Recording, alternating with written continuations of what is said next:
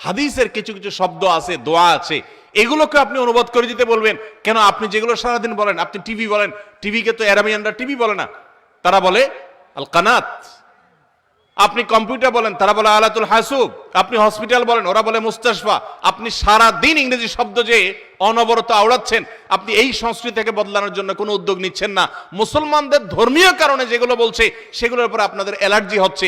এই মানুষগুলো আমাদের এই সমাজে এতটাই নিগৃহীত, এতটাই ঘৃণিত, এই মানুষগুলার সপক্ষ অবলম্বনকারী এদেশে শতকরা 1%ও নেই।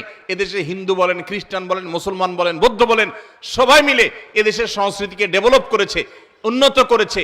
এই তথাকথিত আলহামদুলিল্লাহ, সুবহানাল্লাহ, মাশাআল্লাহর প্রতি অ্যালার্জি আছে যাদের, এই সমাজের প্রতি তাদের কোনো অংশগ্রহণ নাই। তারা এ দেশকে পিছিয়ে নিয়েছে, এক চুল পরিমাণ এগিয়ে নেওয়ার ক্ষেত্রে তাদের কোনো ভূমিকা ছিল না।